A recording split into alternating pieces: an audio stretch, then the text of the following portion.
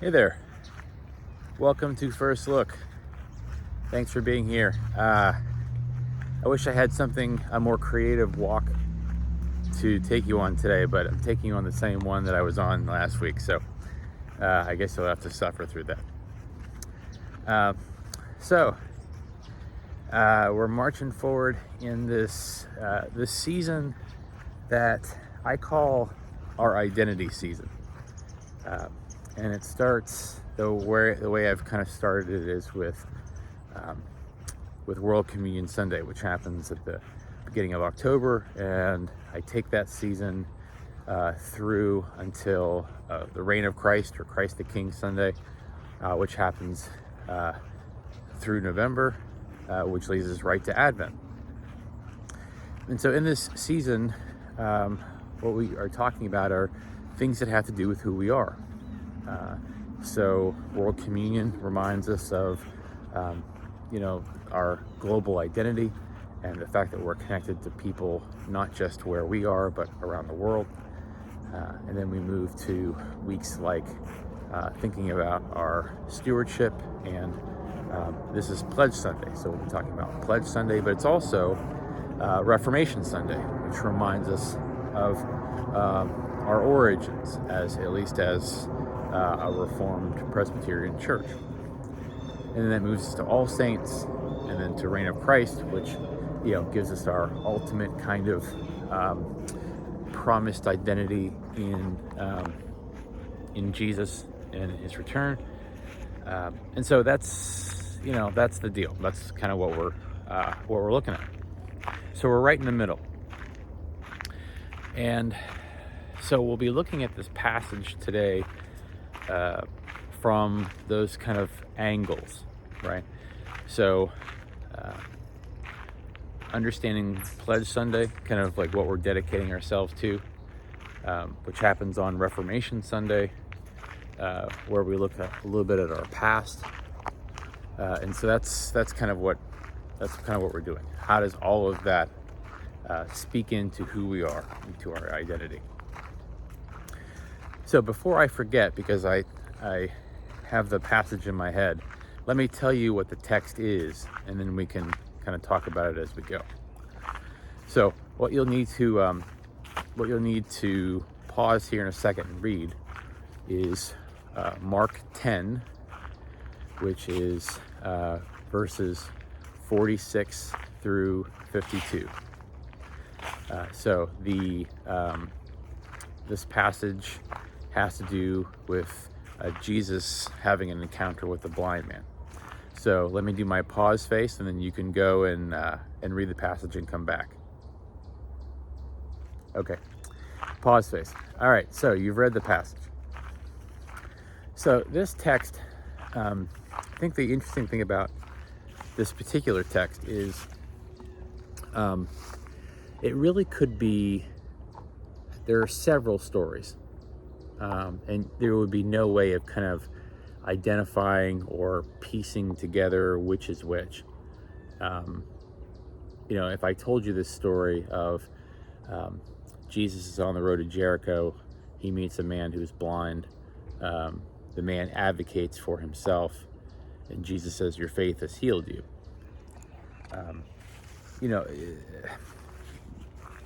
Many of us are not going to know where exactly that story is, and we also may not be able to say, well, I think that's the only story. Like, it seems like a story that there's probably a handful of, and that's true.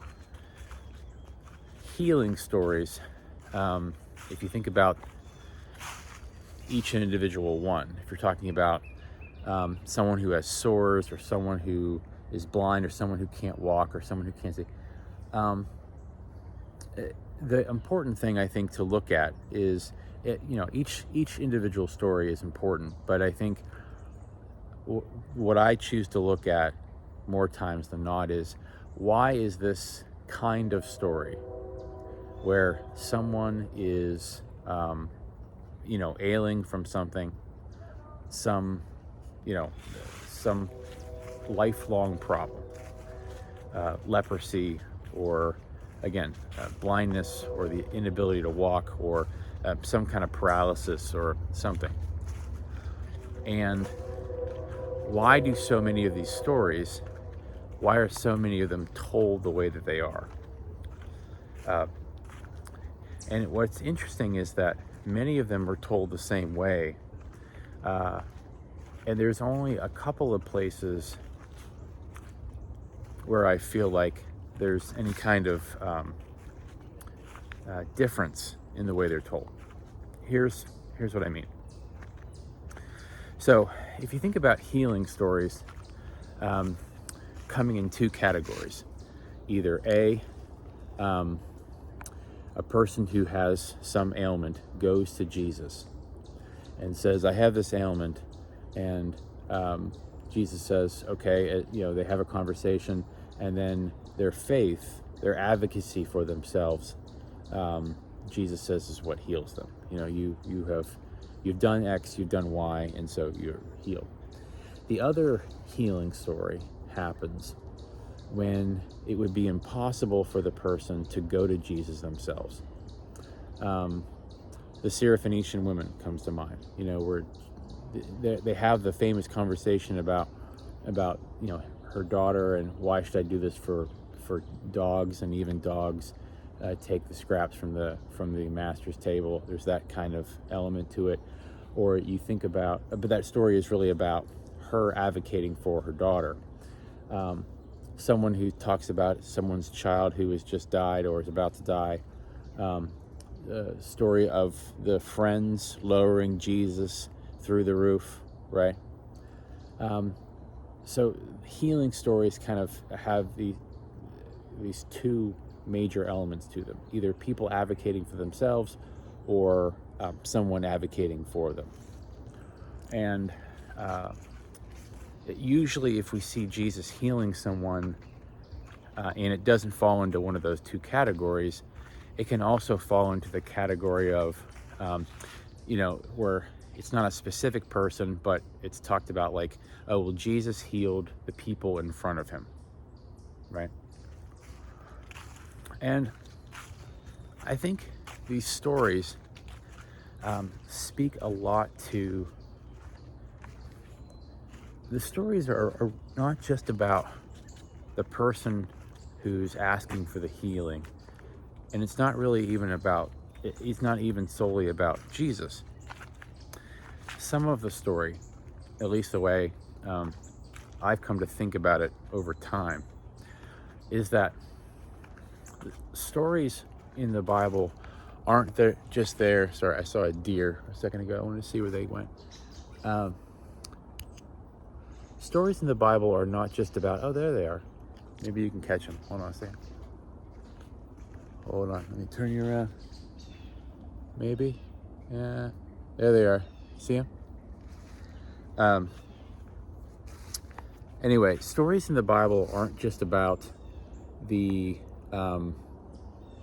people who they're for. It's not just about the blind person. It's not just about Jesus.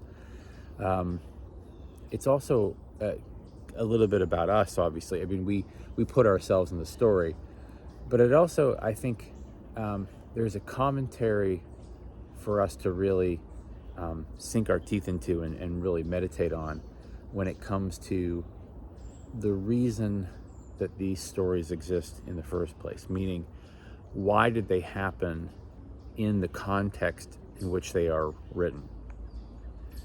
And here's what I mean by that. In this story that you just paused and looked at, what you see is this person who is in need of healing, going and trying to advocate for themselves. And along the way, what you see are the disciples basically saying, or the followers of Jesus say, like, get out of here. Like, you're bothering Jesus. Jesus is very important. Like, you're in the way. And then Jesus has to advocate for them and say, come this way, and talks about their faith, and then the person goes away healed. And that's the feel-good part of the story. But the part of the story that I couldn't help but think about when I glanced at it here a few minutes ago, just so I knew what the story was, is the disciple part, is the followers of Jesus part. They were so worried about making sure that Jesus was comfortable, that the Jesus that they were trying to pay attention to, that they were following, stayed focused on what they wanted Jesus to focus on. He was important. He couldn't be bothered. He was doing whatever they thought was important. He was being there for them in the way that they needed him to be. And they didn't want some poor begging person to disturb that. They wanted them to go away. It didn't seem like in their best interest to have Jesus worried about this one person. And I think that that's as much of an indictment, the story is as much of an indictment on the followers of Jesus as it is a story about someone advocating for healing. Because part of the story is, what the heck were these people doing not advocating for this person to be healed by Jesus? They had Jesus right here. And they were just like, I don't know that this person is worth your time.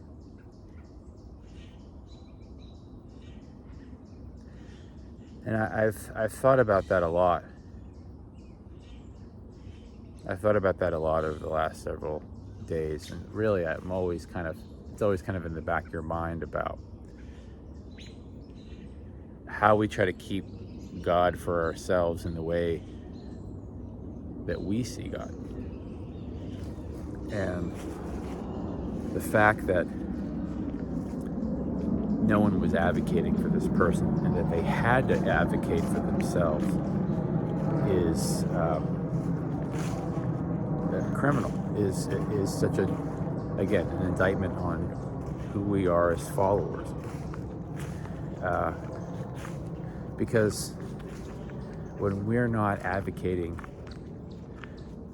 not only advocating for the poor, but when we're not advocating for a world where that doesn't have to happen.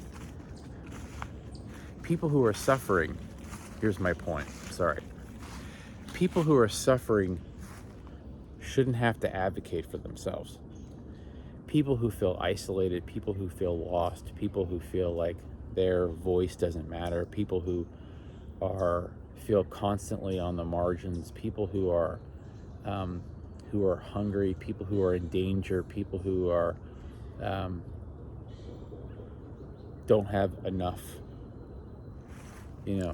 people who are facing scarcity every day shouldn't have to constantly raise their hands and beg to be noticed. If we have a society, if we have a country, a planet, a neighborhood, a community, whatever, where the only way that people who are in need get anything is by begging for it, then good for Jesus, obviously, for saying, hey, you have been faithful, you have done something good here, let me heal you, and your faith has healed you. That's a really obviously wonderful, powerful story, not only about how Jesus sees people, but about the resilience of the human spirit. But I guess today, especially when I'm thinking about our pledge drive, or like our stewardship season, when I think about it is, part of what we're talking about for this particular year is how our stewardship adds to our mission. And part of what we do with what we receive, what's pledged, and what we have available to us, is that we do the work of trying to live into the calling that we too often fail in. Meaning, anything we can do that advocates for people, anything that we can do that shows people love and care and gives them the things that they need, whether it's the ways that we provide for folks in emergency situations, in kind of hand-to-mouth situations, like in men's shelters or food drives or that type of thing. But also for the ways that we have partnered with other groups that are doing community building work. That Shakespeare group that uses our church, they're doing something, wonderful for kids and for young people, to give them, a place to express themselves and a place to be themselves. And that's a wonderful thing. At Literacy Pittsburgh is building skills and community and giving people a chance in a way that's so inspiring. And just the fact that we get to be a part of things like that and advocate for things like that and provide some space for things like that, I think is amazing. And so when we think about how we use our dollars or how we use our facility or how we use the resources that we have, I mean, that's a pretty wonderful thing. And we should be people who are advocating for the least of these, because it is a real unbelievable shame that people would have to advocate for themselves. We should be noticing. We should be those who are looking around us and caring about people in a way that aids them, that lifts them up. Well, if they come begging, I guess we'll do something. We should feel judged for that, because that is on us. And so that's, I think, in part at least, why the angle I think I'm looking at for this particular sermon. Maybe that's what I do, or maybe it's not. But then I thought about the fact that it's also Reformation Sunday. And I was thinking about, like, how does the story how does it relate to the Reformation? Because it happens to be the lectionary passage for this Sunday, but I was kind of thinking about it through the lens of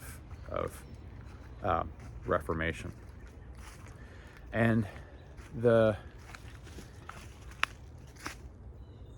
fact that what you have in this story is one individual saying, is basically having the faith to do what they do, right? So in this story, what you see is someone being able to go to Jesus and say, I need to be healed, right? And Jesus saying to that person, well, your faith has healed you. And that little interaction, if we just take it as if we're advocating now just for looking at the story and the people in it for what they are, instead of this broader way that I was just looking at it, the individual in the story exhibits faith. And through that faith, they receive this blessing from Jesus. And that gives you kind of an opportunity to think about how we talk about faith from a specifically Presbyterian perspective, or the Reformation, a Reformed way of thinking about that. To be Reformed, it would be difficult to kind of, it's kind of an umbrella term that Presbyterianism falls into. There are other denominations that are also Reformed, meaning that the base of their theology starts in the same place. They just move into different directions based on either differences in polity or differences maybe in sacraments or something like that. But so that's how you get things like the United Church of Christ or Lutherans. They're all Reformed, but different denominations. But for our purposes, I'm using Reformed and Presbyterian kind of interchangeably. So faith from a Presbyterian perspective looks like this. When we talk about anything, and you've heard me say this 100 times, but I'm reminding you because I think that's my job. When we talk about faith, we talk about something that doesn't originate from us. We talk about the strength to do that, the will to do that, coming from the Spirit of God is what fills us with that strength and wisdom to have faith itself. And so when this person advocates for themselves, they're doing so through this faith and belief. But the strength to have that faith comes from God. Because what we would say all the time is kind of the core of Presbyterian thought is that God is always the author of everything. God is always where everything starts. God's the origin. And so that includes not just how we are saved, but it also includes how we come to be people of faith to begin with. And so it's a reminder that anything that we do, anything that we strive to live out as people of faith has its core and origins in who God is. And that isn't to take some credit away from us and give it to God.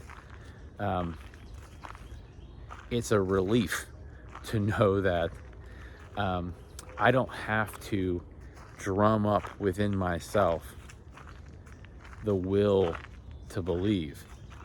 That will to believe, that will to have faith in God is already there, right?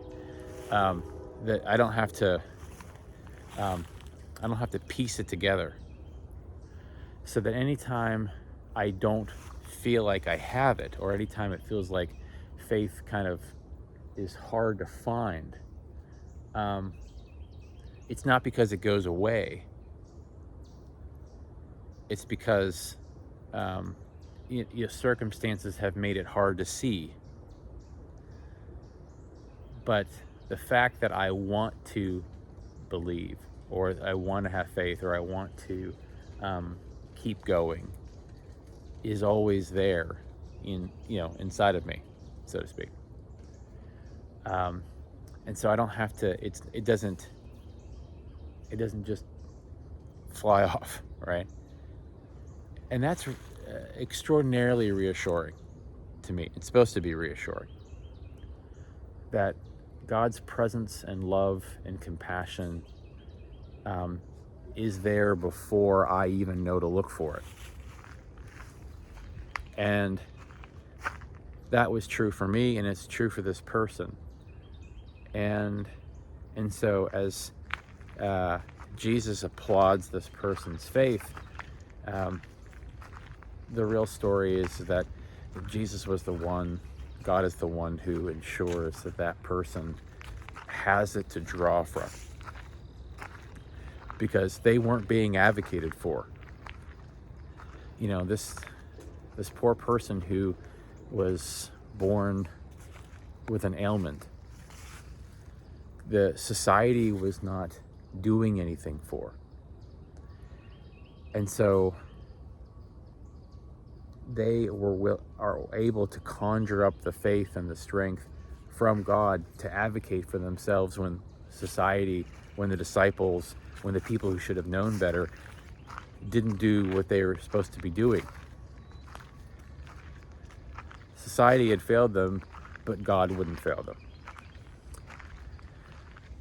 And so when we are thinking about who we are in the story, who God is in the story, we get to see our place as the church and our place as believers kind of spelled out for us in these kind of amazing ways, where we're able to see what faith can do because God advocates for us even when others won't, and we get to see the opportunity and the vocation that we're called into as the church to say, look, let's not leave blind people to advocate for themselves.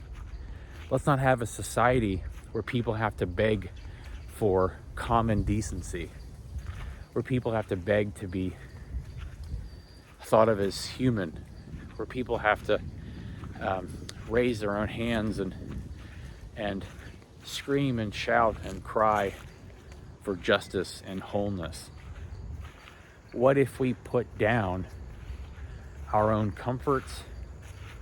What if we put aside our own way of understanding who Jesus was and instead spent our time thinking, how can I advocate for other people so that they don't have to advocate for themselves? What if we had a society where the least of these, who were the least because of socioeconomic issues or status issues or legal issues or whatever, that we as people of faith actually put them first in the ways that we live our lives, the ways that we try to structure society? What if we couldn't have the good things unless we first made sure that everyone else had the good things? I know I say that like, well, yeah, of course. But you and I know that's not true. You and I know that we tell other people to wait or stop whining or do something else or go away. We don't put the least of these first. At least not as much as we think that we do.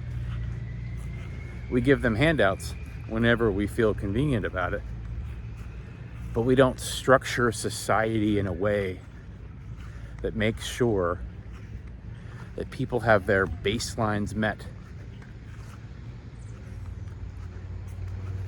And I think that that's a shame. So, I don't know exactly where the sermon will take us, but that's what I'm thinking about this time. So, anyway, thank you for thinking through this with me. I don't know where the sermon goes, but part of what I do with this is to try to give myself a place to start. Thanks for being people who want to challenge yourself in terms of how we see our faith and how we see the world. Thanks for being you. And I'll see you next time for another First Look. So, take care.